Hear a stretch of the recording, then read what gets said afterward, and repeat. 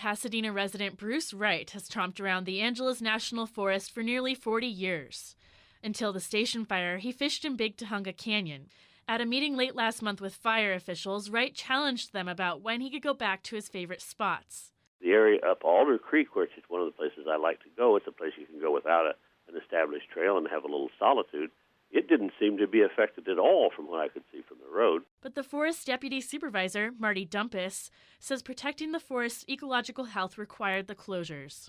I know it's been a long wait, but there's a lot more issues to just allowing people, to come back in, that we do have to deal with invasive species.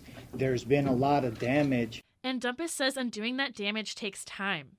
Forest Service biologist Lisa Northrup says more than 24 non-native plants have invaded burn areas.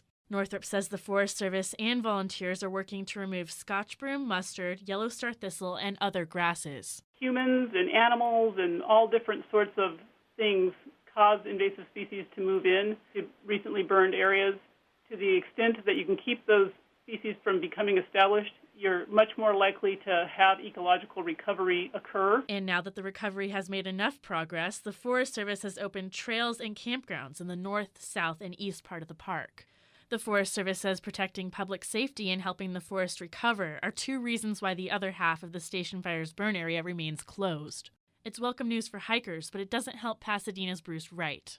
My hope was that I'd spend most days walking around in the forest. The 70-year-old left his job at Cal State Fullerton a few years ago and moved with his wife Marilee to be closer to the forest. Places near his home aren't open, though, and Wright can't hike where he wants to. I'm not as angry as somebody who had their house burned down. Well, I'm angry that I can't go to the forest anymore.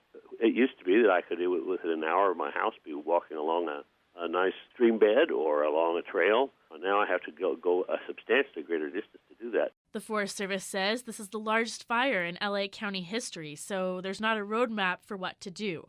But they're trying to reopen things as fast as they think is appropriate to do so.